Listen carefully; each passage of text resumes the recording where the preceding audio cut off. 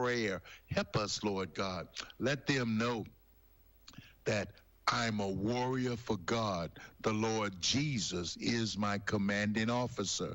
The Holy Bible is my code of conduct.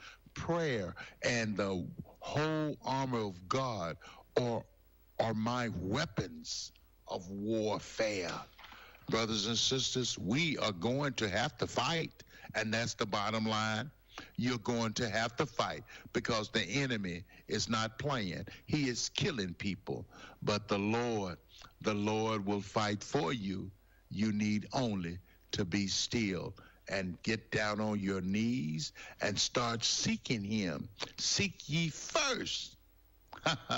Seek him first. Oh, praise God. Hallelujah. It is so good. God is so good, and he gives us prayer. The battle belongs to the Lord. Fear is a liar, my brothers and sisters. Yes, it is. Fear is a liar. Romans 8:28 says, and we know that all things work for the good of those who love him, who have been called according to his purpose. God has a purpose for you, brothers and sisters. And you know what? He's so good. And he gives us commandments to follow. He gives us good and precious promises. The devil is a liar, and the devil has been defeated. Oh, thank God. I thank God today for my mother. I thank God for my mother, that I could honor her, because the things that she taught me as a child, she taught me how to pray. She taught me how to seek God, the same God that she sought in that back room, in that rocking chair. It's the same God that she showed me and told me that he would never leave me or forsake me. So therefore, I honor my mother and father. The word says, honor your mother and father so that you may live long in the land the Lord your God is giving you. God has given us this land, so obey him, honor him, so that you might have long life. He gives strength to the weary and increases the power of the weak. Seek him. If you're weak, seek him. If you're strong, seek him. If you're lost, seek him. When you get found, seek him. When you love, seek him. When you hate, seek him. Because he is the way, the truth, and the life, my brothers and sisters. And remember, there's a way out of your mess, and it's JESUS. Where can you buy a brand new Nissan with a lifetime warranty? Kingston Pike. Hey, folks, Gerald Anderson with Ted Russell Nissan. You heard it right. Every new Ted Russell Nissan comes with a lifetime warranty, and that's a long, long time. Ted Russell Nissan on Kingston Pike. Good morning and welcome to AM 1380 WYSH and Ask Your Neighbor. Ask Your Neighbor can also be heard and seen on our website, WYSHradio.com. And if you are in Anderson, Roane, or Morgan County and have Comcast cable, you can watch Ask Your Neighbor on BBB TV Channel 12. Ask Your Neighbor is the program where you call in and do just that. Ask Your Neighbor. Do you have a comment? Do you have a problem? Or do you have a question? Then call in and ask your neighbor. 865-457-1380 or toll free at 877-711-4005. And for those of you that might be listening or watching on the internet, you can email from our website, WYSHradio.com. Just click on the Contact Us button and email your questions. Now sit back and listen as listeners throughout East Tennessee and the entire world answer your questions on Ask Your Neighbor on BBB TV 12 and AM 1380 WYSH. And good morning, everybody. Welcome into another edition of Ask Your Neighbor here on WYSH. Getting things started off. We're going to start off this morning real quick before we got David on the radio. I've got Scott Golden. He is the chairman of the Tennessee Republican Party. He's on the phone with me. I just wanted on here. It's our last day of early voting. Good morning, Mr. Golden. How are you? I'm doing great. How are you doing? Fantastic today. It's a beautiful day. It's the last day of early voting. We're just trying to get as many people out as we can here in Anderson County. I wanted to check with you on how our turnout's been across the state and just anything else you'd like to make people aware of. Yeah, so, we're still on the bus tour that we were on last week when we talked. We're now down into parts of West Tennessee, 10 days into it. It's been a great experience. Crowds are excitement. are really big and excited, and the unity's there. Of course, President Biden made it easy for everybody yesterday when he called us all garbage. And so I spent most of the day in a garbage bag yesterday, sort of highlighting that, which is a fantastic Halloween costume. So I will tell you, I tried to look for a slimming garbage bag, but I ended up going for the big bulky one. That's what my wife and I are going to be handing out candy in our garbage bags tonight. I mean, it is what a wonderful idea for Halloween. So, yes. So it was. I mean, it's unbelievable. That's where we are in the United States, but that is what I thought President Trump capitalized on it very well at his rally yesterday. So it is, really good. But as far as Tennessee goes, we're getting closer. We're still 5% down from where we were 4 years ago. Different counties are some counties are above that threshold. Other counties are below it. But, I mean, it is, this is the time. This is the last day to early vote. It's convenient. You know where it is. I voted day one, so I've taken care of everybody in our household. But, it's just a really good opportunity to just put that vote in the bank. Let's make it too big to rig. And then we don't have to worry about it. We can just focus on celebrating next Tuesday rather than having to figure out where our polling place is. If I recall, is Shelby and Davidson County, they're obviously Democratic counties, but didn't we talk about them being somewhat off of their numbers? They are the biggest laggers in the state. Yes, they are the number 94 and number 95 of the county. So they certainly aren't voting. But there's other counties in there, particularly a lot in West Tennessee, which is why we've really dedicated a lot of time this week. Now, some of that, you guys know, the bigger the counties, it's tougher to get to the early voting location, and that's something that we as a state and as a Republican Party are really working on, how to make it easy for people to get out and vote. We want people to vote as much as they can. I mean, it's, as convenient as they can and doing it the right way. And of course, it's easy here in Tennessee because we are the most secure elections of any state in the nation. Oh, fantastic. And our General Assembly and our motto is easy to vote, hard to cheat. That's what we're looking for. I love it. Fantastic. I know here in Anderson County we have we're breaking records every day, and we're going to end up with probably we're over 25,000 early voting going in with a 54,000 registered voters. So we've voted roughly half already. I'd say we'll have a big turnout today. We might end up with literally 50% of all registered voters voting early here in Anderson County. Yeah, that kind of speaks to the excitement of what's going on in this and the importance, quite frankly. I think everybody, as we run around the state, everybody gets the sense that, this is the election that's going to kind of decide which direction this country's going to go. And the last 4 years of Biden-Harris with open borders, crime, the economy, inflation, we just unfortunately crossed the threshold where we are now paying $1 trillion in interest a year on the debt that we've accumulated. We're going to need somebody to make some tough decisions coming forward. If and the reason that I do this every day is it's not for me, it's for my kids and ultimately my grandkids. That's why we're all doing this. Absolutely. We want this country to be better off than the day that we got here. Yes, sir. So I think everybody sees in President Trump somebody that's willing to tackle the tough issues and put us on a good path to where this country needs to be. And I think that's where you're seeing that enthusiasm and that kind of, hey, this is the final inning of the game.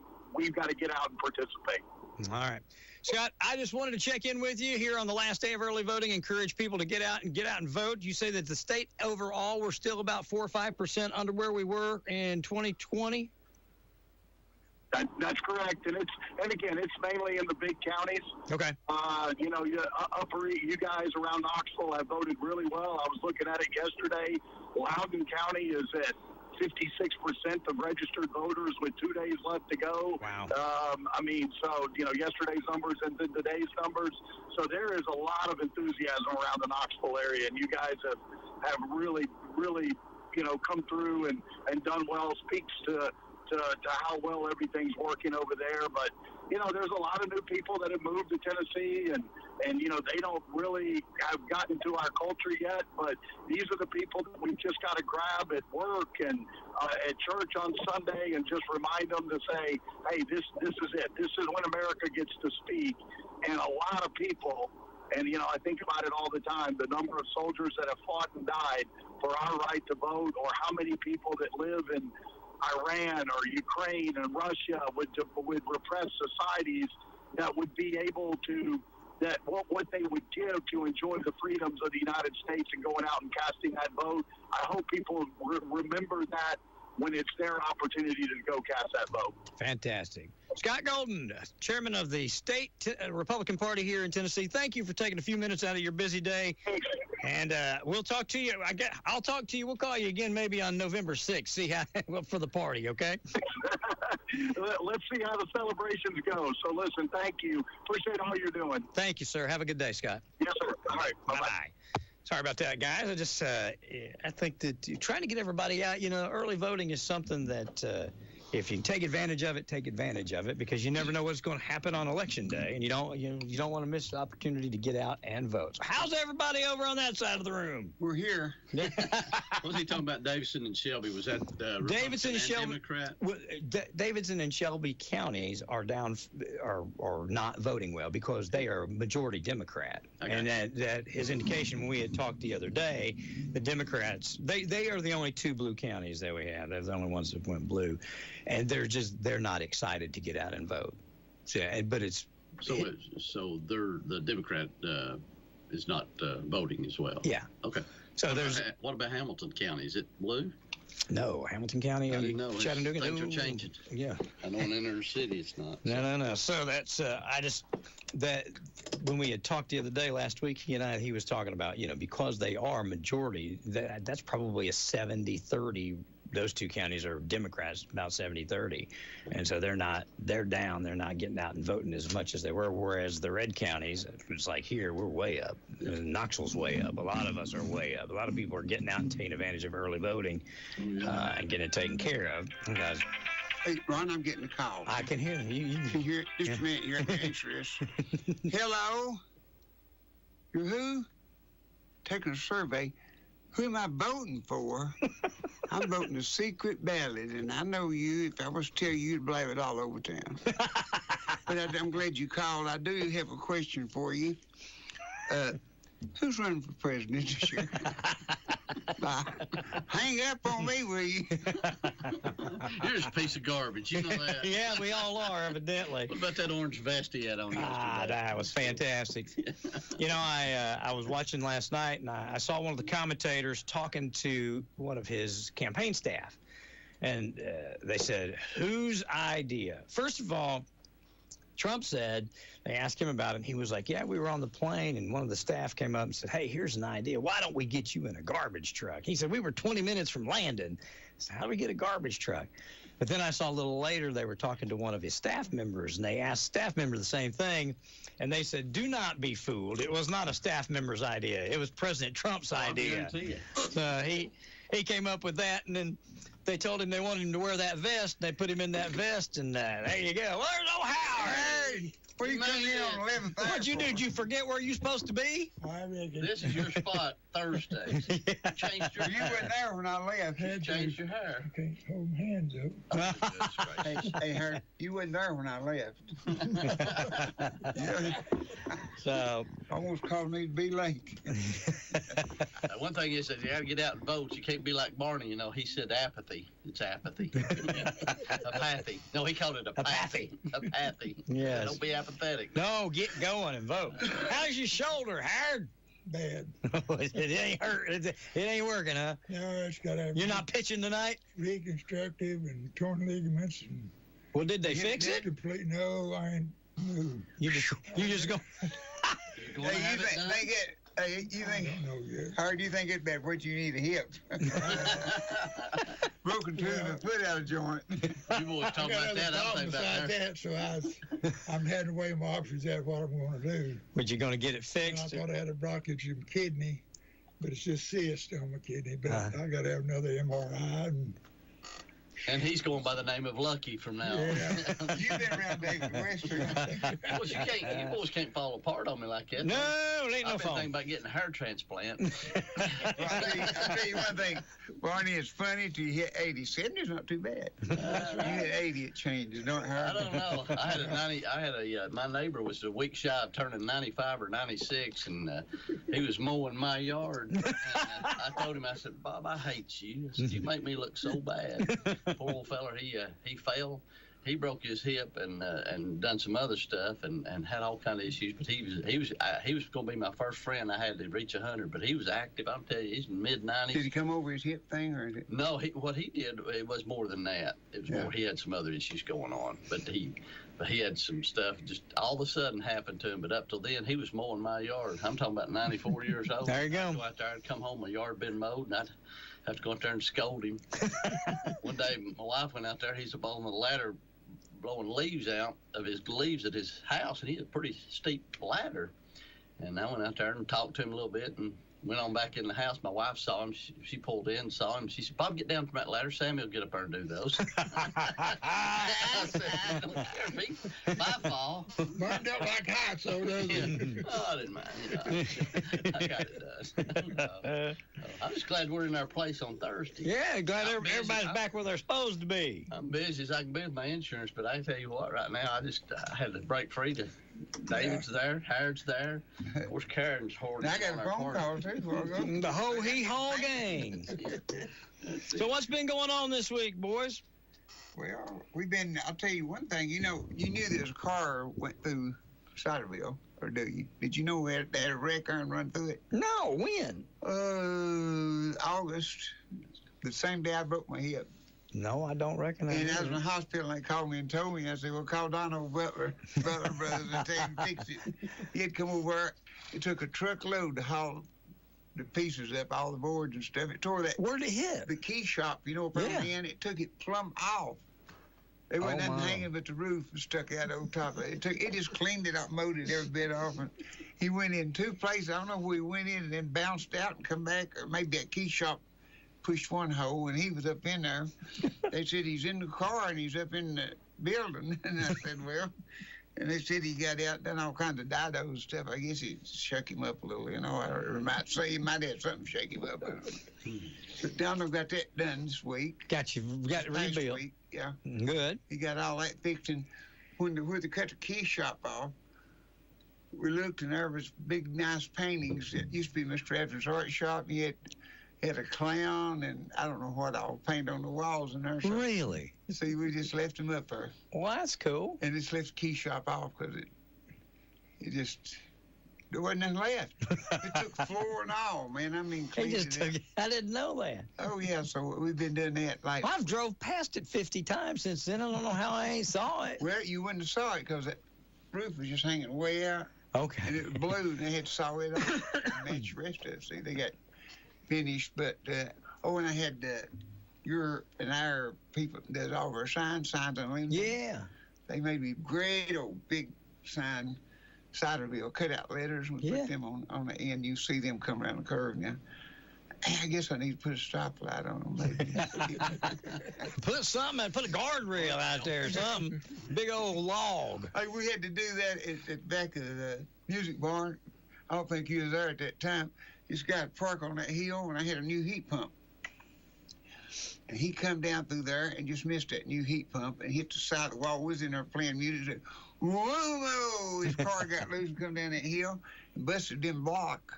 Oh, wow. An 8-inch block. That's a big block to He didn't come bust. inside, but he busted them up pretty bad. So I went and got people drill holes and put them big old metal things in. Yeah. And I said, Lord, hit that heat pump. That's a lot of money, Yeah. Of course, we got some super good done it. I mean, we put them block things. We got... Put the super them to it. Yeah, No, we got some concrete, fixed all that block, and repainted it. But He hit it so hard. See, inside was a stage. It jarred us on the stage real bad. He hit it, bounced that stage, you know, like that. It wasn't as bad as the guy falling through the ceiling, but it was pretty bad. I'll tell you another good one. I may have told on radio, I don't know. I do so many talk shows nowadays. Every time I get around my friends, I talk on my show. Anyhow, you know, me and Ken and Rick Campbell and a whole bunch of them, we had a group on Friday night. I was going to help them for Chris Bean. Brad was going to run it. Well, he died, so we didn't have to advertise. We had to do something. Yeah. So I said, I'll help you 2 or 3 weeks, and I'm getting out of here. But I wound up staying longer because they didn't want me to. But anyhow, I was trying to adjust the PA. The people before that, I guess, adjusted. And I was sitting on one of them roll around stools, one of them high stools, had a $20,000 banjo around my neck gold. And I'd run back there and adjust it, and I said, just keep playing, you all. I'll adjust it. Chicken Man was singing. I said, keep it going, you know. I done Rick like that. Now, the last time I had it just right, I sat down on that stool. And it went around with me, and I started to fall. And I headed right toward the drums, which I hit and tore them down. Oh, Lord. I tore some of them down. And Ken grabbed at me, Ken Bonham, and when he did, he tripped and fell on top of it.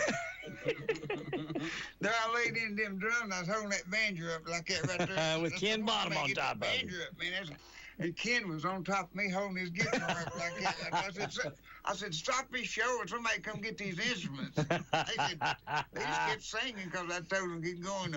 And Rick was dying laughing. And well, I think I cracked 2 or 3 ribs and had breathing problems for a day or 2. We got up and started again.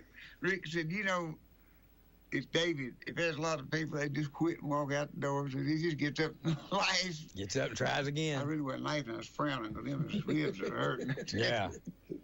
Good Lord. He's worried about that banjo. Yeah. See if that's Russ. So is Russ calling in today? He may be. Let's see. Good morning, WYSH. Hey, how you doing today? Good. Hey, I'm trying to reach Jasper to try to get an ad put in. All right, let me get to he's not here right now. Give me your phone number. I'll have him call you right back. Sure, it's name's Brent Wallace. All right.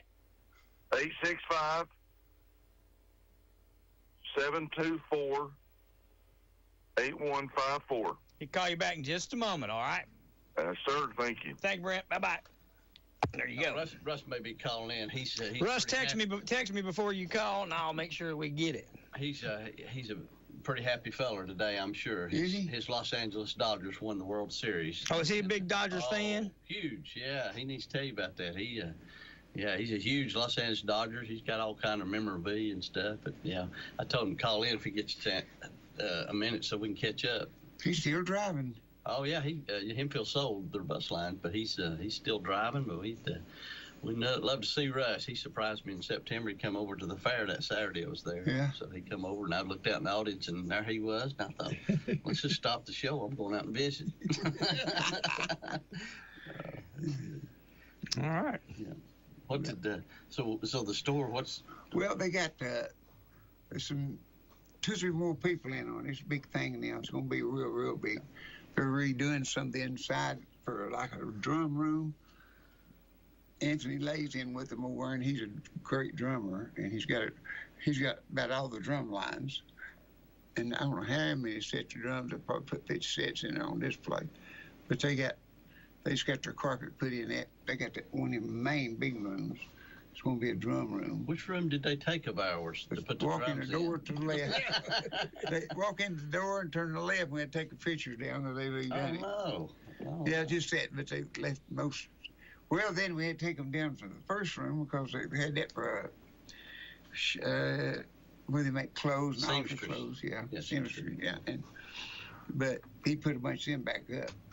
But it does look nice where they fixed it up. But you enter in now at the same entrance that you did when I had it. They got the whole thing, everything except Faye's office. I'm gonna keep it. I came by the other day and I didn't see your Gator. What is that thing you drive? Cadet. I didn't see it down there, and I thought I'll go on. There's several cars there at the store, so yeah, they look like it's busy. Yeah, and Ron, Doug's got a I think it's a good little car. Mike West drove it and said it's good. It's a Toyota. Mm-hmm. So you may want to bargain, whatever it is. Just ask him up here. He's selling his car? Tell about him. Somebody wants a good little car, but they're going to have a lot of, they got a lot of dealerships back. See, I closed them out. They got Gretsch, they got Jackson, they got Charville. It's got Taylor. Yeah. We're getting a whole bunch of them, boy. They're getting a lot of dealerships right now. It's going to be real big because there's 3 of them, and they got enough to go with it, you know. I mean, yeah, but the name recognition of Southfield David West, that helps. Yeah, they got a little bit. They got enough green. He asked me, he said, "Can I use one of your sands? I had signed over in there. We believe in a Green New Deal. Bring in the green and we'll deal." That works. He said, "Can I use that?" And I said, "Yeah, you can use that." Now it's Ciderville music. Of course, Ciderville is just like a little center. It's got different things in it, but it's really they got their name at the bottom. Who's got the license and everything on it. So when you go in there and speak to them, ask Anthony or Doug or whoever's in there. Yeah, you can use, but the payment comes due first of the month. That's right. It's going to be big when they get through. Good. I'd say another 3 weeks probably. Okay. 2 or 3 weeks getting everything lined up, all their shows. They might hit right for Christmas time. That's what they're doing, hitting it right for Christmas. Well, tell them for a small nominal fee we can advertise. I guess they're ready. They'll probably put the drums in this week because they got the carpet in yesterday, I believe. They need another drummer to advertise for them. Well, I know that. Ronnie, y'all come over and demonstrate them drums. I'm gonna say, like I said, for a small nominal fee, I'd be happy to. Hey, I'm gonna say this is a profit deal over here at WYSH. Hot sticks is sure with his hot legs. Who are we talking to about profit deal? No, where do you think I got it? You don't stay in business long if you're not making a profit. Yeah, that's true. You know, I learned a long time ago, you don't say negative things back to people. It's negative, you say something positive. You always. Karen, I said, do you remember country music when you was growing up? She said, yeah. I said, we listened to some of it. And I said, who was the first banjo picker you ever heard? She said, on the Kaz Walker show. Said, it wasn't you. Of course, it wasn't me. Yeah. I was following Buster and said, I said, did you like it? She said, no. And I said, well, how come you like me? She never did answer me, but anyhow. But what I was going to tell you, I was playing. Yeah, I was going to say, you sure she does? I was playing music one night. I was playing a show one night, and this lady walked up to me. She said, I want to tell you something. I ain't never in my life liked a banjo. And I said, well, it's just the way it's surviving, you know, honey. I said that. I would prefer a juice heart, but I just can't play one. So she said, but now I like your banjo picking. She said, I was just sitting listening to you. She said, you sound like water running over rocks. I never had that before. I think that's a compliment. That's a pretty good compliment. I take that. They put me in Bluegrass Unlimited one time. What kind of banjo picker is David? See, they would vote on you, and they put it in paper. Yeah. That's a big thing. Bluegrass Unlimited was a big magazine out in the music business, I guess, that time. Yeah. They wrote in there to say, ask questions. How do you rate David West as a banjo picker? And they said, well, he got him a guitar and a drum. And he went out and cut this new CD. It was Luke, me and Luke, and, you know, we had more instruments than that, but and said, really, I think he's just a cross between Don Reno and Earl Scruggs. This guy is big music. That's a pretty good compliment. The biggest on the market. You get a little of both of those. It's two of the best. Then that's when I was trying to go up on my prices, and I just didn't get no shows. So I had to go back to where I was at. Well. So what have we been doing this week? What's been going on? Anything special this week? Everybody healing up. We got something coming on this week. We do. Yeah, what you got, Barn? Sunday night at 6 o'clock. We're advertising on Praise 96 right now. Yes. And I'm advertising. I think I told them the East Tennessee legend David West is going to be with us. Woo! I woke up. Yeah, we're going to have our Mayberry characters.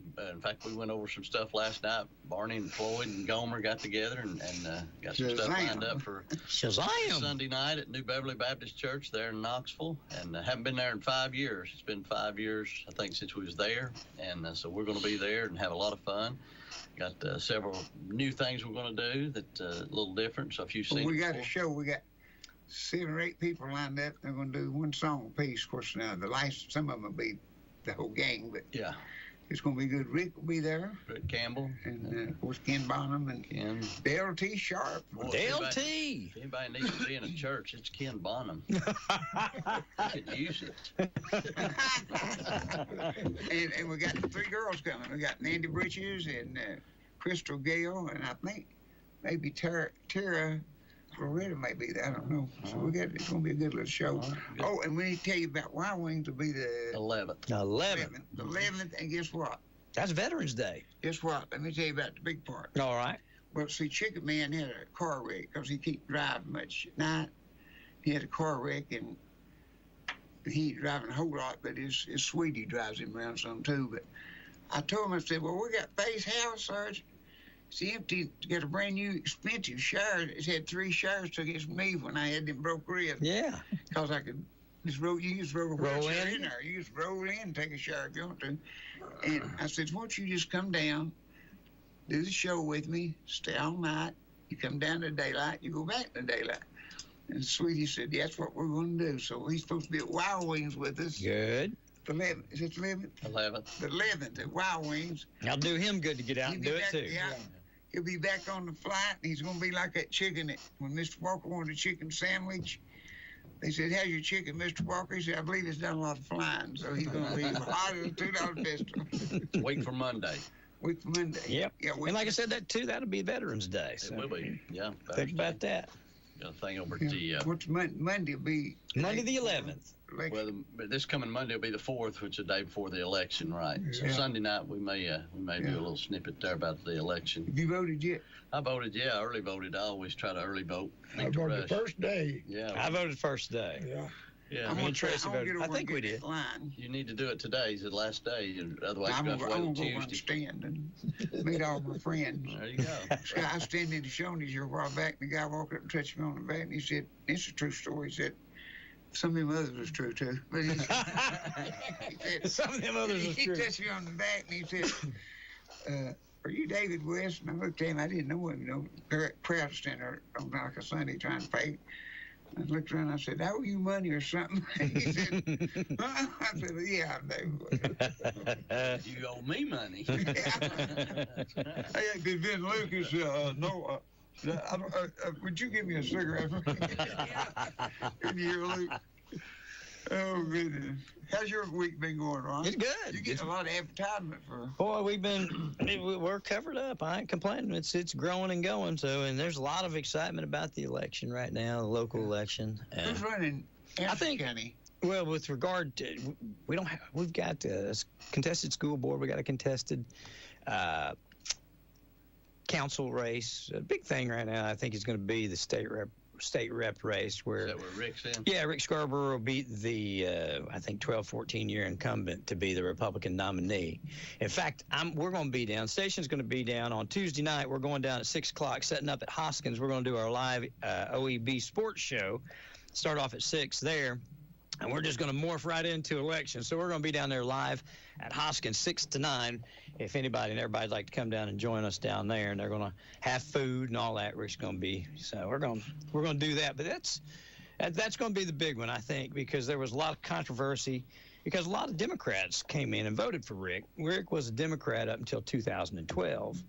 And he switched parties. He was a big part of Randy Boyd's push to be governor. He worked for Republican Randy Boyd, and he worked for others. But there was a lot of controversy with some of the, the old gate Republicans, the old school Republicans, not liking that he used to be a Democrat. And some of those Democrats come over. Rick is chief police right now. He was chief of police. He works for the state. He works for the University of Tennessee right now. Oh, does he? Works with law officers and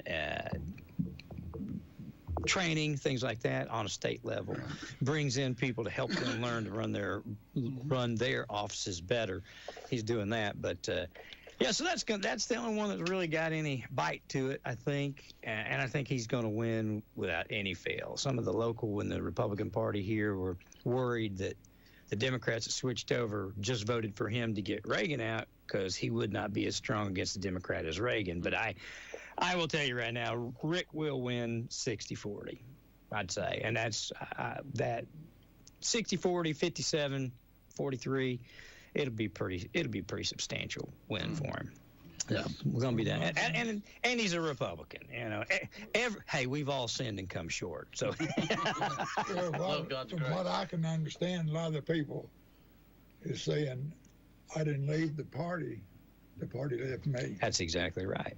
They've gone so far left and stuff. They ain't gonna go that route no more. I mean, if they got any decency about them at all, you know, they just ain't gonna do it. Well, me and the local Anderson County Republican Party have had some words as of late, because I believe as Republicans, I believe in what we do, and if I can convince you, and you're a Democrat, if I can talk you in some sense into you, and you want to come do what I want to do, I think we ought to welcome you. Well, they don't do that right now. They're not doing that, and it's hindering the party. So we've bumped heads just a little bit on it, because you know they just seem to be a little closed-minded. I think they'll be fine once it's all said and done, and see that. Of course, I've never been really what you'd say a party man.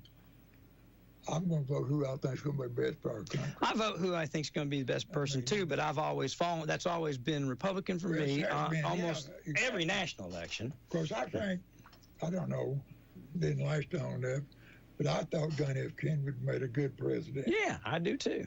Absolutely. He was doing all the right things as long as he lived. But, yeah. I told our party, I told our party when they were opposing Rick, I said, well, do you guys support Trump? And they said, yeah. And I said, well, he brought in Tulsi Gabbard. And at that time, she was a Democrat, wide open, ran for the Democratic nomination for president 4 years ago. Yeah. And now she's switched to a Republican, and we welcomed her. Well, we didn't welcome Rick. That's why I'm a circle, RFK Jr. Yeah. So are we? You know, that's why I said the party that we have right now, we've got bad leadership. We need better leadership in our Republican Party in Anderson County. But we'll have that come March. Yeah. But that's again, that's you want to grow the party. If you want to continue the things that we got going on, you got to grow the party. Now, Jasper not out there. Jasper, where are you? Supposed to be here. You know, not Russ then. Okay. There's so many things that they never bring out that what's going on under, and y'all probably don't even know about them. I didn't know about it last week. Yeah. I was going to go buy another new vehicle for my business, because I'm into a lot of things, you know. Under all the presidents that I've bought new vehicles under, you had 3 years to get them off your income tax, a third. Yeah. Well, under Trump, you take it off first year. Write it off. Take it off, every bit off first year. He said that's what makes jobs, you know. Creates, I'm just telling you, that was what was so good about Roosevelt. He made jobs. He put them to building outside toilets, and he built CC camps. You had a place to go in to eat. People could come up there if they needed help. Yeah. He's a Democrat and that's a Republican. They both had good things about them. Sure. But you know what to set up to get now a new car off your business here? I know, but you can tell them. I know. 10 years. It's never been that bad before. I told my accountant, I said, I want to buy another new car. And he said, well, it's way over 6,000 pounds. I said, well, I do, because I use them delivering. Trucking, yeah. And I got to have an SUV, because I'd been bought a 10 dump truck, you know. And he said, well, you just get a 10th off on it. 10 years? I mean, and under President Obama, if a tree fell through the roof of a business place, you couldn't put a new roof on, you just patch a hole. If you wanted to write it off. A new roof is not tax deductible, but the repair was. The repair was. Now, see, Trump said, no, change your roof every year. I had to put the roofers to work, and the big companies that's making the roofing and the paint. He said, look how many 100,000 people you'll put to work by changing your roof cover every year. You know, he had that was thought. But now, I want to ask you a personal question. Who's your favorite president of all, you think? Reagan. Who? Reagan? It's going to be a toss-up between Reagan and Trump, and I think by the end of Trump's next tenure as president, I think it'll be dead even, I guess. President Reagan was groundbreaking in the things that he did. I liked him too, but I'll tell you who was my favorite president. He's been ever since I've been going to school and everything. And he's a Democrat, but I vote both ways. Was Harry Truman. Yeah. I liked him because he said the buck stops here. And see, I got to work with Mr. Walker so many years, drive for him. Them two people was so much alike. I don't care. Mr. Walker's a Republican, but he still had the things. Him and Harry Truman saw things a lot alike. Well, sure. I mean, Mr. Walker tell you he made mistakes. The guy walked up and said, "Did you ever make a mistake?" "Far Dudley brothers, didn't I?" He just kept walking. And the one asked him one time, "You like a Democrat?" "I had one, didn't I?" "She voted for Democrat, and I voted for Republican." So, I mean, he didn't. He said, "My daddy taught me to answer quick and tell the truth. Ain't nothing else to be said about it." I had lunch last Friday with the former sheriff, and he's a Republican of Knox County, and another guy that was he's a staunch Democrat, and he's in his mid-80s now, and so we were going back and forth on stuff, and he said, JJ stopped, and he said, "You know what, the other guy we was talking about over there," he said, "You know, he was a Republican when he's younger, but now he's older. He wants to be a Democrat so he can get all that free stuff." That's a pretty good analogy. It works. It works. While he's younger. Because that's like I told my wife. I said, anybody tells you they're going to give you something, I said, watch out. Usually that works in reverse. Usually when you're young, you want all the free stuff, and you get older and realize you're paying for it anyway, and everybody else is if you work for a living. That's the mindset they use now. That's right. Yeah, I'll tell you. But this is going to be, I don't know, I've all the pollsters and stuff they disagree with me, but I don't know. I've got a feeling, intuition about it. I think that it's going to be a landslide victory. I think Virginia's going to come on board. North Carolina's going to be on board. Michigan, I think he'll take Michigan again. I don't have a feeling about Arizona, but I feel like they're trending that way. Nevada, I don't know about that. But I said to look out for New Hampshire, too. But the thing is, I mean, at the top of the hour, your news, on the way over here, I was listening, and they said that Michigan, Harris was up 2. I'm like, I don't know where each poll, how they get those polls. Have you all ever been polled? Have they ever called you and asked you about? I get up early and watch. Yeah. I got a big screen. I turn it on. But have you ever been called and actually asked? I have. I have a couple times. Well, you know, I have. I got just a few minutes. Well, yeah, right, you did. Where have you been? Have you been on this show very long? I got to be honest with you, David. I know who called you. Oh, and she's not on the up and up. Yeah. Don't give her any information. Well, Howard, we got a real personal question we're going to ask you. When did you start following country music? How old was you? When didn't you? Right after I was old enough to know anything. After you found out there were 2 guys? Yeah. Well, I met my brother Luke in the early 50s. And I met him at Lois Johnson and Kirk Cantor's house. Cantor, boy, they was big. So we sit up all night and played music and sang coffee. But was L.E. with the man, or was L.E. with him? Some back? No. You hadn't met him yet. But he was on the merry-go-round in Barn Dance, Tennessee Barn Dance, and of course him and Lois and Kirk was all there at the same time. Don Gibson, that whole crowd was back then. Yeah. Was Lois and Kurt, he wasn't married then, was he? No. They're just singers. When they met, but she said, I'm going to marry him. But she met him. Of course, he sang just like Don Gibson. He was good. He was good, old Kurt. He just had a problem. Mm-hmm. Yeah. Well, let's go ahead and cut to the chase. What was it, women or liquor? Liquor. Yes. You said yes. We loved him to death, but when he started drinking, his mouth got bad. So that's really a lot of good men. Couldn't handle it. No, he couldn't handle it. Just so if something you can't handle, stay away from it. Amen. I played Lois Johnson's. I guess it was her last birthday party. Yeah. I did, didn't I? I went over and played it.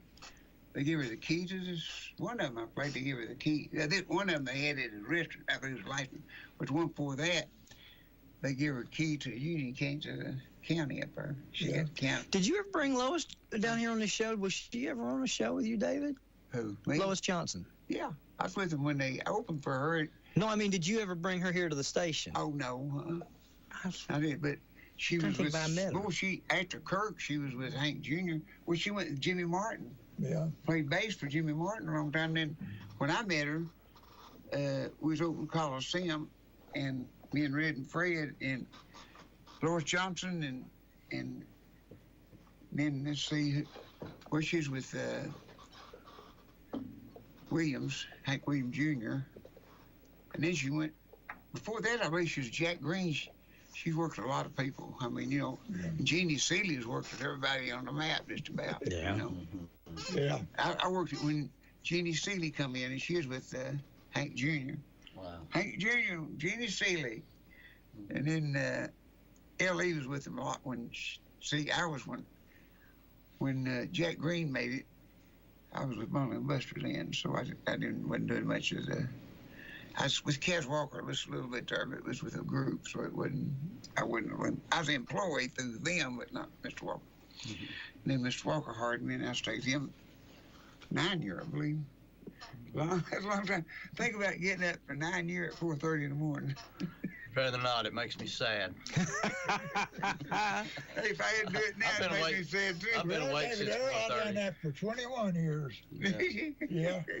When I worked at Oak Ridge, I used to get up around 4:30 and get up, take a shower, and get ready. And I was at work an hour before it's time to go to work. I'm going to have all that crowd. You're a good employee. So I'd get in there and change clothes, get in my work clothes, make a pot of coffee, sit there and drink coffee to work time. Oh, that's good. There's something about it. I don't like getting up early, but I do. Sometimes I've been up since 4:30 today, but I had a lot of stuff going on. But I don't like to get up early, but boy, you feel so much better if you get up and get your day started. Oh yeah. Oh yeah, you always do. I remember when they started, was fixing to quit the Cass Walker show. I mean, fixing to wind up. 84. President Bailey said, I don't know what I'm going to do with myself. I've been getting that so long. 4:30. He said, what are you going to do, David? I said, sleep. Take a nap. That's very easy. I mean, I would never made it, but see, the Dunkin' Donut gave us donuts and coffee and stuff, and the night manager was a lady, and I said, would you do me a favor? And she said, yeah. She worked night manager and said, I'll be where you need. And I said, call me every morning at 4:30. Because she worked nights there. And she called me. I'll get you up and get you started. I just lay in bed with my suit on. We just come in from the show at night. I take my shower, get me a suit on, and I just lay out in the bed. I don't think I ever moved. I just laid straight down like that, but my hair wasn't messed up. And I just, when the phone ring, I get it, say, hey, good morning, how are you? They say, how can you do that? When you first wake up, buddy, I was sound asleep too. The reason I know I was asleep, I was dreaming bad dreams. Yeah. I hate having bad dreams. Yeah. That alarm still goes off in my head, I reckon. Monroe had that so long. I still wake up every morning, 4:30, 5 o'clock. Yeah. Yeah. I'm up, made a pot of coffee. I've done drunk. You just screw in your head, ain't you? Before Nick gets up. You remember Monroe, Queen at work for me. He started having bad dreams. He come in one day and said, buddy, I'm highly upset. I had a bad dream last night. And I said, well, what did you dream? He said, impossible dreams. And I said, well, what did you dream? He said, I dreamed I swallowed a 9-pound marshmallow. I said, what's so impossible about that? He said, I woke up and my pillow was gone.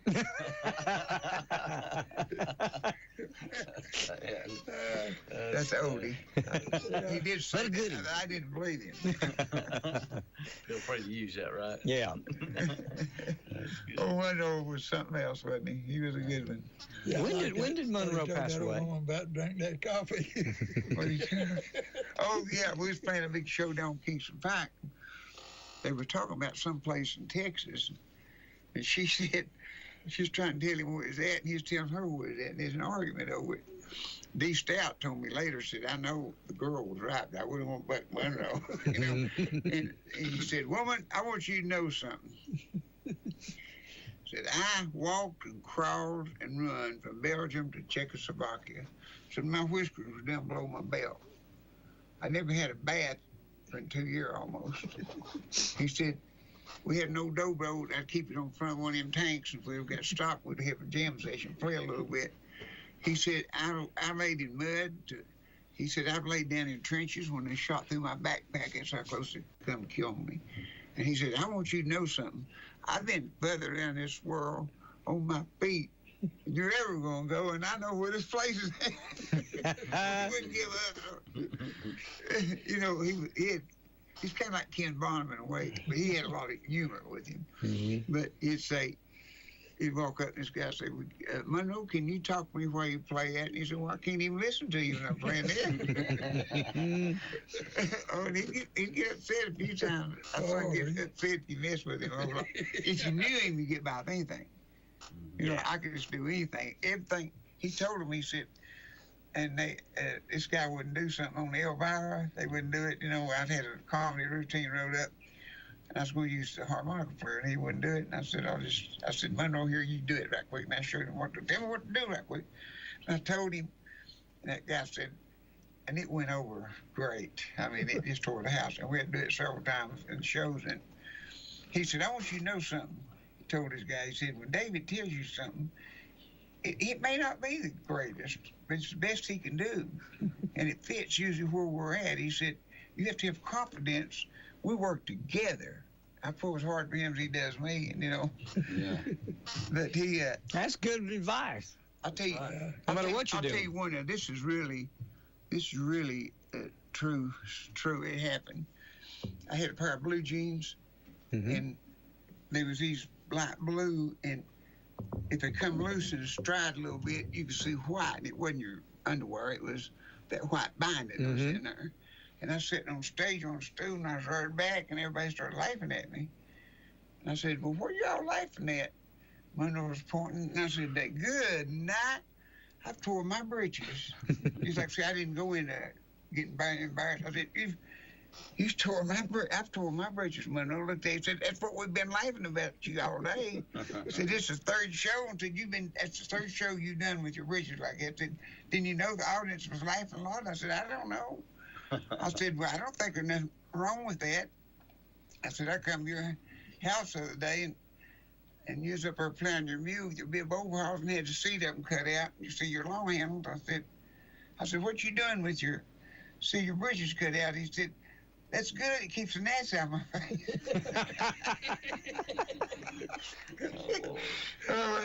He always could pick up on something, you know. Like Red and Fred and Rick said, you and Monroe had it down so good. But it was, old Monroe was a good one. Start to ask him.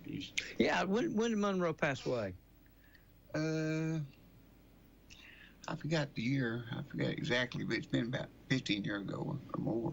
It'd be more than that. I played music with Monroe when he played with Jerry up in La Follette. Way back. We played Mr. Butcher's birthday party, so it was... Oh, it's been a while. Back in the 80s. Wow.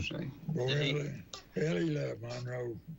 He loved what he played. Oh, yeah, see, they worked together. Waco Hankins and Ellie played fiddle, and Uncle Josh played the mandolin at that time, and Jay had Tulick that played the bass. Yeah.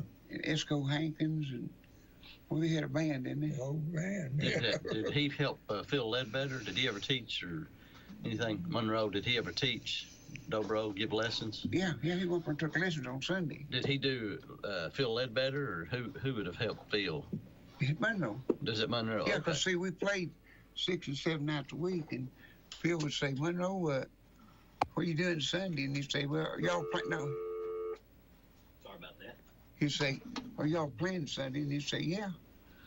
And then he'd ask him every week. Monroe said, he'd ask me every week, said, are you playing Sunday? No, I'm off this Sunday, the first one I've been off. And he said, next thing I know, Phil will be pulling up in the yard. Monroe, why don't you show me some stuff? He said, no, they I've had off. Well, Tut Taylor, did Tut... Tut was a good one. He was... did he play with Monroe or anything? Oh, he worked a lot. Tut Taylor was real good, and his son was one that had that the Taylor Rich banjo that they went to Oak Ridge and invented. They took a pre-war banjo ring. That's what made them so good. Them old pre-wars was really good. I remember you telling me. And they made that, and I demonstrated on TV. I didn't know why they even demonstrated, but I had the guy in here that made that thing. Yeah, I remember when you had him on a few minutes That was ago. his son.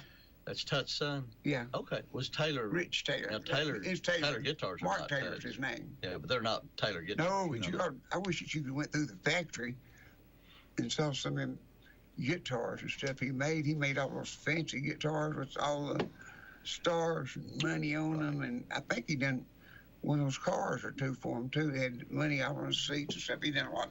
Oh, he was an artist. I mean, it was just interesting to go in that factory, and he took me all through it and showed me his scrapbooks. Just star after star. It's all them fancy guitars he made them. Or I mean, he decorated them up. Sure. You ever see that Carvel Pierce's? Oh, yeah.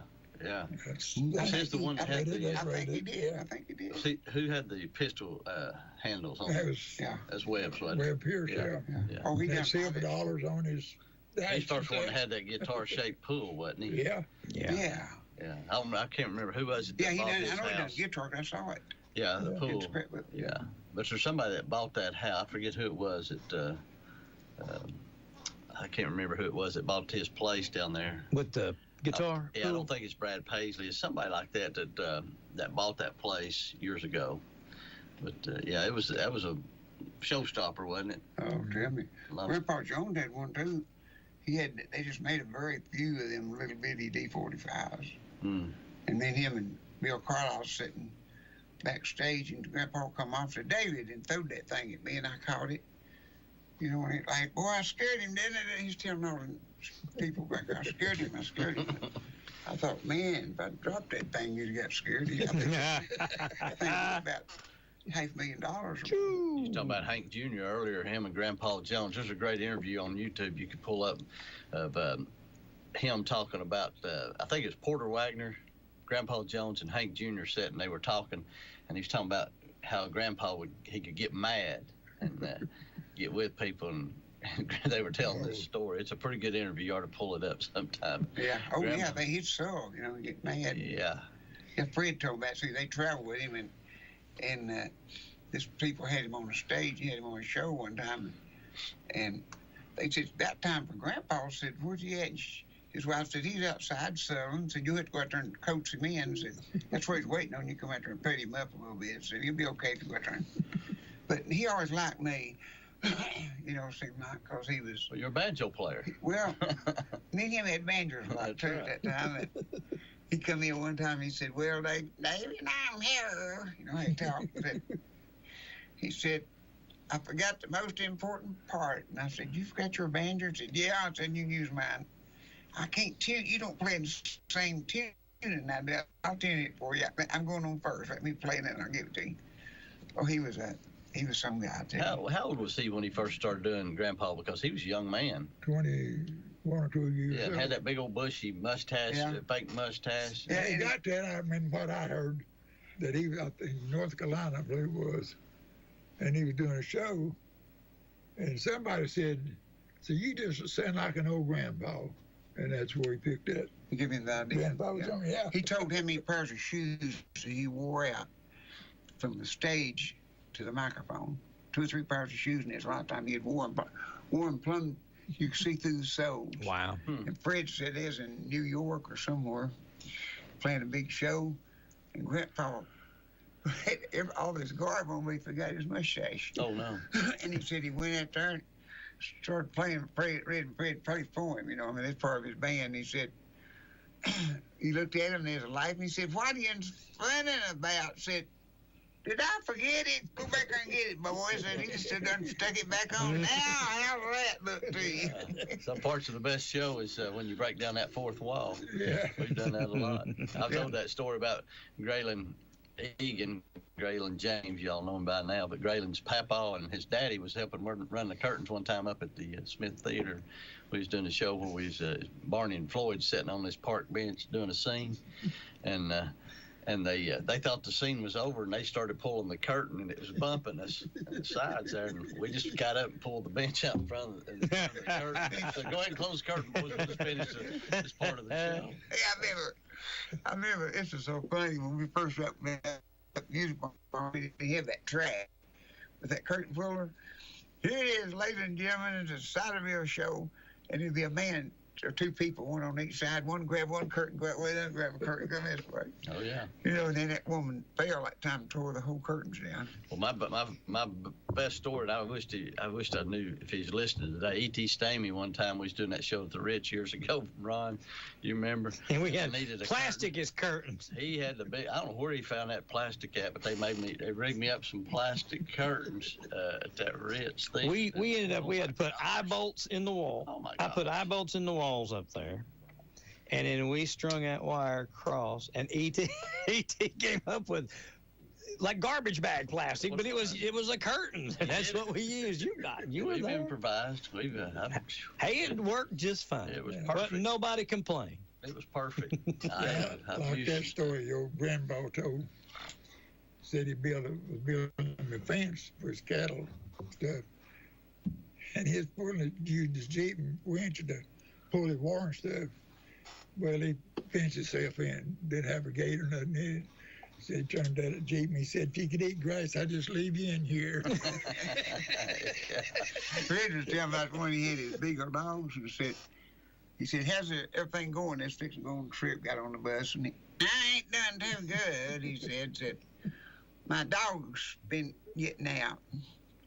Said he got out of the morning that I just took me a stick and I just beat the devil out of him. Said, throwed him back in there. Red said, did you fix the hole? No. He said, well, when you get out again, not till the swelling goes down. I like that, and I told you a few weeks ago, Dale T. Sharp told me that Grandpa broke down on the side of the road. You remember that? And said he broke down on the side of the road and said, the cop, he had his door open. He didn't believe in the air conditioning stuff, when they said he's real conservative. Yeah. Now, don't use too much of that toilet paper now. We ain't got but 2 rows, something. He said, then you turn around and give you a $100 tip. He said, I never did figure him out. Boy, y'all done good on this show. Here's your $100 tip, but you get bad over too much toilet paper. See, Grandpa sitting on that bus in glasses, reading that, looking at something, paper, newspaper, and said, state trooper pulled over and got burned and said, Grandpa said, are you having trouble? No, said, not too bad. Said, they've gone to get somebody to come fix you. Somebody here, they stopped and let them ride up there and said, they're going to fix it. And he said, well, what happened to it? And he said, well, I got my hearing aids changed. And said, coming down the road, I was just hearing so much, better. I said, them birds, I can hear them birds singing now. I didn't know it was a wheelbarrow going out. He wrote some really powerful songs, too. He did. Falling Trees, Falling Leaves, Falling Leaves, that's a good song, wasn't it? I used to love the Hee Haw Gospel Quartet, him and Kenny Price, Buck and Roy. And did Grandpa write Christmas Guest? I think he did. Andy Griffith did that. I think you're right. I think you're right. That's a great. Andy Griffith did a version of that. It's a little booklet with a CD. The Christmas Guest. It's a great. I think you're right. I think Grandpa wrote it. He sang some. When I was in the Army, I was in the foxhole, and I just wrote some songs. He sung that one about. When he slept all night and he went to his house and got up the next morning and they had biscuits and gravy and razorback and it bacon off them hogs. It's something where he couldn't sleep with. He's going to sleep with a little girl. He thought it was out there with the cows and stuff. And they meant in a little, real pretty, it's real good. I can't think of the name of that thing that's real funny. He told different ones that he wrote laying in the foxhole. Yeah. I think it's saying it was Helen Rice, but I thought he wrote it, but yeah, I don't know. That's weird because I'm like I bet Dimes Donuts he's who adapted it. I bet she wrote it as a poem or something. He adapted it to music. But I don't know. It's hard to tell on them songs. I remember Bill Carlisle said that he told Arthur Q. Smith wrote a lot of them songs. Oh yeah. Wade Bill's Ring Chapel, overlooks the orchid and all that stuff. And he said, you know, some of them songs, when I got older, I just called them up and give it back to them so they could draw royalties on because I didn't need them no more. Bill was just a super duper guy, Bill Carlisle was.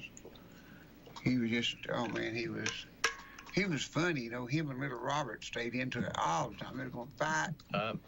And what they'd do, Fred said they'd go to school. Bill walk up there, little Robert, I'll just fight you right now. I'm not going to go in there and fight you. We're going to have a boxing match tonight on stage. I'm going to whoop you. And he said they'd get running around there directly and he said, come on, Carrot. Said, I'll just go in there right now. And said they'd take off and run to the back door. Everybody started buying tickets.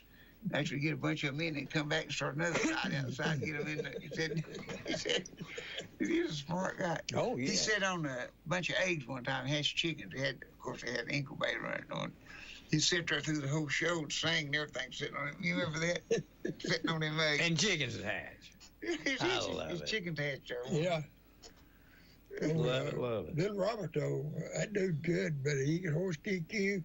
He'd drop down his hands and take him no feet and kick you. Oh, yeah. Yes, yeah, so he could walk on his hands or his feet. Yeah. But some kind of stages.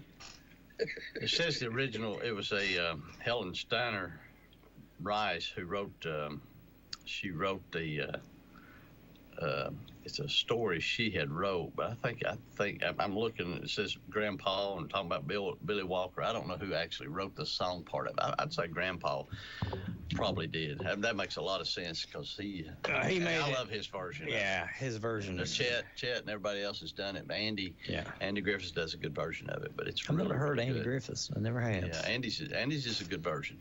It's good. But I'm partial to him. Well, yeah, a little bit.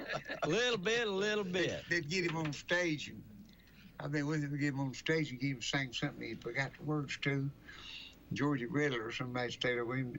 He'd tell him, yeah, that's where it was, yeah. So I went to the town, you know, and walked in. Yeah. Bill Carlisle said, he's funnier now on the Grand Ole Opry than he's ever been. He said, when they tell him his words and when he comes back and all of it, said he's tearing the house down, David, every night. Whose idea was it for Hee Haw? You know, because all those guys you're talking about was all part of that. Oh, no. Somebody had to be somebody that knew them. You know what I mean? Had to be somebody that was familiar with them to get them all. And Roy and Archie and Grandpa, yeah. Because see, it's right time, right place. Good boy, it was. How long did that run? Anybody know? It ran for a long time. My Papa Stooksbury, I tell you, when They're still playing it. Oh, I know they still on the RFD network. They do, but. Every Saturday night. I mean, he was whenever it's time for Hee Haw, that's what's on the TV. It was created by Frank Pepinett and John Aylesworth. They're both Canadian-born writers. I don't know, but somebody had to see the act, and then to put all those guys together that had already done stuff together, they had to like it, see it. Take a guess. How long do you think it run? I'm gonna say 14 years. How long do you think? It was 1969 to 1993. Oh, Lord. And then on TNN, they did the revision. I think the one Phil was in from 96 to 97. Wow. But so it was on for, what is that, 34 years? Good. Is that right? 24 years. 24 years. Long time. Yeah. So. Jeezy Weezy. Yeah, but Frank Pepinett and John Aylesworth is the creators of it. So that's just kind of crazy. You probably couldn't do something like that these days. I mean, can you think of anybody that's out there that's like a country music that's talented, that plays music that people respect as a musician, but also has that funny, like Grandpa could, like Bill Carlisle could. Yeah. I can't think. There's nobody really out there that's like that. Brad Paisley's kind of funny, but not really. But there's nobody really out there that's like that anymore. That's that well-rounded entertainer where they're comedy and music and all that other stuff. In the Christian field, Tim Hawkins is a guy that could do something like that. He's a great musician, singer, but he's funny, comedian. But they just had good time, and even like Roy Clark was funny on there. You know what I mean? They had great timing together. Well, they had characters they had on that show. Sure. All of them. Gordy Tapp and all of those people. But the thing about that was it was almost about the same time frame. You think of Laffy and Rowan and Martin. Yeah. And it was kind of the country version of what Laugh-In is. Yeah. And I love both of those shows. Absolutely. Man, I sit and watch them, and you think, of course, the Hee Haw Honeys didn't hurt. That helped a lot. They were on there. Laugh-In, sock it to me. And Phil Campbell tells the story about how much tape was used for them girls. They used a lot of tape in wardrobe. Yeah. And Phil, I wished I had somebody call me the other day about they wanted something and I couldn't do it. They needed comedy, and that's what they said. Do you have anybody? I was going to be gone, and I said, I'll tell you what. If I gave you a guy's name, but I don't know how to get a hold of him. We can't find him and get a hold of him. But he's fantastic. Would be Phil Campbell. Doing comedy. Phil Campbell. Like that, yeah. Is he living here now, or where's he at? I ran into his son. His son's on staff or works over at Wallace Memorial off of Merchants Road, and I ran into him a few months ago and was telling him, I said, will you please tell your daddy that we can't get a hold of him, his number and stuff. So Phil, if some way you're listening or somebody can get to Phil, we would love to talk to you. I've got some stuff I'd love to just get him on the radio. We need to, man. You got so many great stuff, and you're so talented. We'd love to have you on something soon, or if you want to. But yeah, but people like that. He was on that show. He can tell some great stories about behind the scenes stuff. Oh Lord, that was probably. Boy, his dad was great. He was something else, buddy. Archie was. We was pulling jokes up. But last night I was sitting going through. I've got books and pages of different jokes, quick liners, a lot of stuff Fred probably wrote. So I'm going through trying to pull some stuff and re-script some stuff for a couple things we got coming up, Sunday being one of them. But I was sitting there and I was reading it, and I said, I remember Archie telling that one. Archie told that one. And it was like, and they come from Fred, I'm sure. I mean, the typical ones we used a lot. He lived in my apartment. They paid him. Archie paid him every day for he to come out there and pick them up. Yeah. And he got them from Lowell Blanchard. Lowell wrote those jokes. Well, no, a lot of people give them to him too. Yeah. So I got he you. had a big scrapbook full of them. Yeah. And Fred to get them down, and he might alter some of them a little bit. A comedy routine is so hard. It's like with music. It's a God-given ability to delivery. That one joke we tell about the secret to comedy, and if you have a straight man and another secret to comedy, you get out secret to, and they say timing. Timing, yeah. But it's all about the writing is the key, man. If you've got good material, it's like a movie or a show of any type. If you've got good writers, it is so important. That's why I admire these guys that are songwriters that can sing as well. But man, you gave the great advice for Graylin and these other people. The money is in that songwriting and writing. And we talked about Dean Dillon last week and those people that can write. Boy, it's gold to somebody like me. Somebody brings me something that I can use like that. I've never been able to write a song. Somebody had to go to bat for the songwriters because it wasn't that way in the beginning. Songwriters didn't hardly make nothing. Well, ASCAP and BMI really turned that the around. key, wasn't it? Yeah. So I think of Dean. I was telling the story about it, and you weren't here last week. It wasn't the same. But ran into Dean Dillon at the show I went to in Huntsville, and one of the things Dean was talking about, he said when he first started, he didn't know nothing about how to do it. He said somebody said something about BMI, and he goes, "What's BMI? What is that?" So those guys don't know that. Yeah. And thank God they've got something like that that helps them get some money. CSAC, BMI. Well, CSAC, right nowadays they just keep adding them. They've got GMR, BMI, ASCAP, and you have CSAC. I pay every one of them every day. Well, let me ask you this, because like with Justin, he's got a great new CD out, but it's like on whatever they call them, Apple something, and then the iTunes, I guess, and then on Spotify's and all these other things. Well, it takes forever for them guys to make any money. They still make money off of selling CDs or records. And the vinyl records and stuff, but they don't, unless they're at an event where they can sell their CDs, it takes forever. I don't know, it's a penny. I don't know how many times they have to play their songs. Somebody to go to some kind of a platform, what do they call it, a platform, like a musical platform, and so those guys, they don't get the big money like. The way they do it now, I tell you, I think it hurts a lot of the streaming, but what they'll do we put software on our computers, right? And that software links to a company called Sound Exchange. And when a song plays on the stations, it will automatically log how many people are listening to the station at that time. Yeah. And you pay per listener per song. So it's a fraction of a cent per listener per song. That's why if you stream my stations, they cut off after a little while because people would go to sleep streaming it. And I was paying for that person to listen to that song all night, every single song, every single person. And, however much it is, well, that's what they do. That's why the ticket prices are... It goes through the roof. Yeah, now because of... WYSH. Yes, hi. Yeah, I was just about to say my message. Brian, please. If you can call back in about 45 minutes. Sure. Thank you so much. Yep. Nothing like live radio, man. Nothing like it. No, but the ticket prices, that's what... It's right on it. This is what I do, man. But the ticket prices are so exorbitant now because of the fact of that's where they make their money.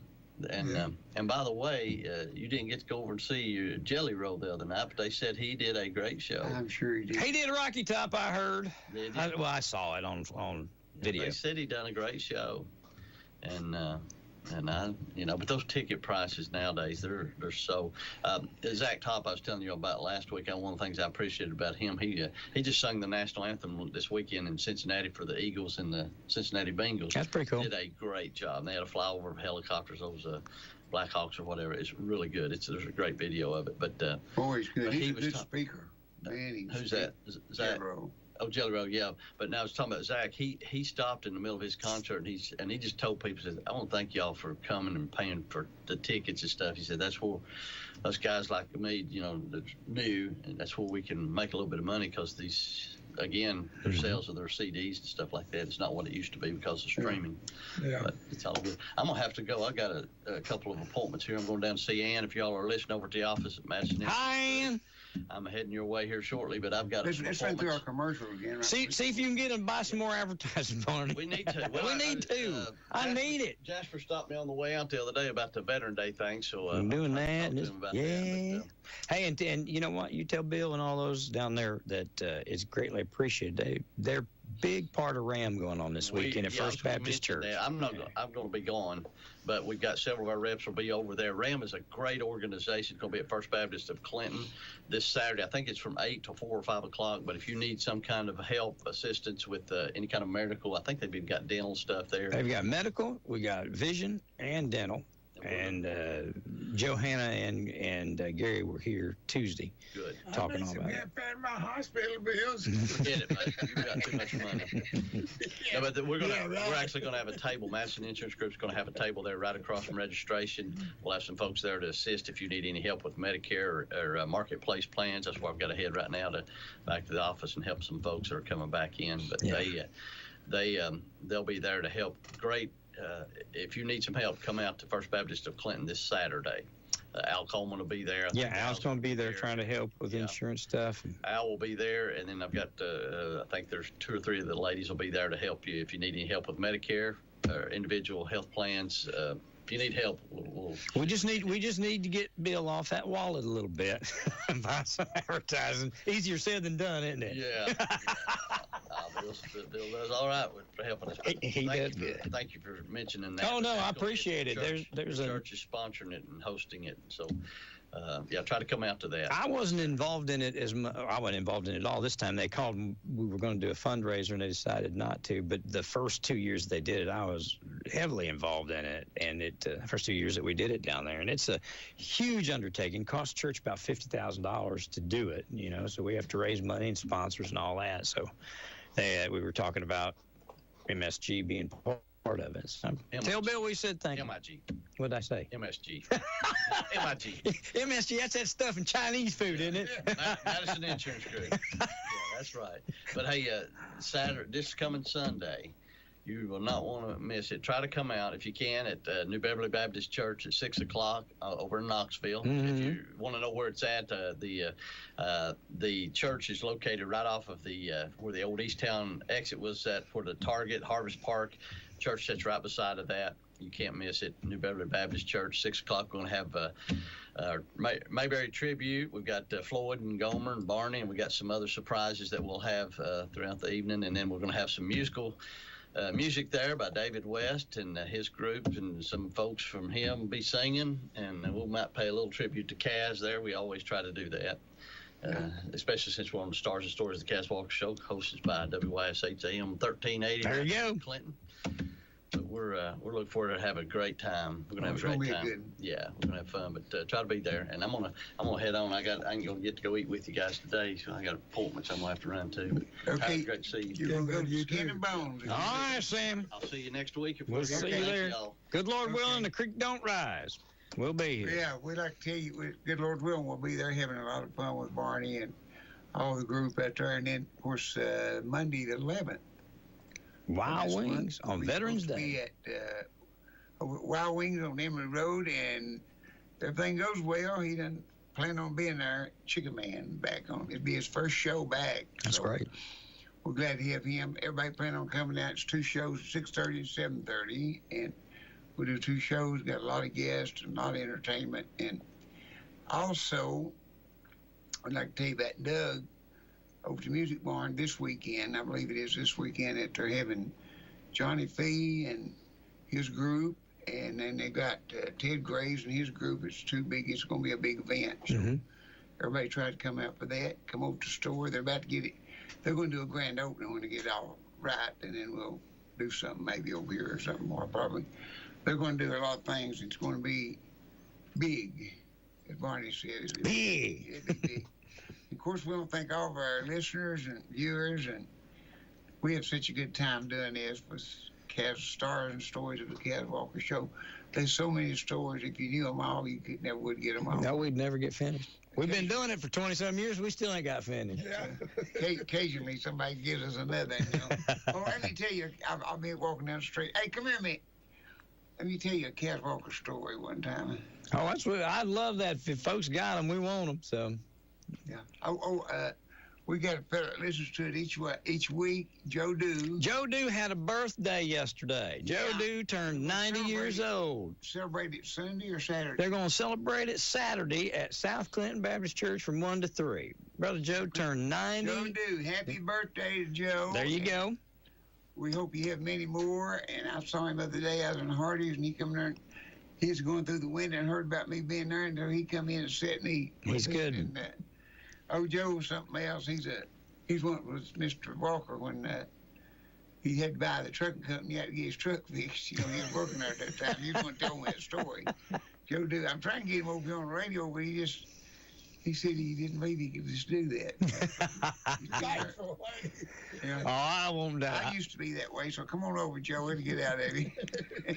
So we get him over here and get him. Work its way out. 9 times out of 10, we get him started, and there it just goes. Okay. So till we get to meet you again, remember what Mr. Walker said. You be good to the Lord, and he'll be good to you. And thank you, Ron Meredith, and all the people, and all you listeners out there. Thank you, Dave. Thank you for listening to AM 1380 WYSH and Ask Your Neighbor. Make sure you tune in at 10 a.m. each day, Monday through Friday, right here on AM 1380 WYSH and BBB TV 12, or listen live online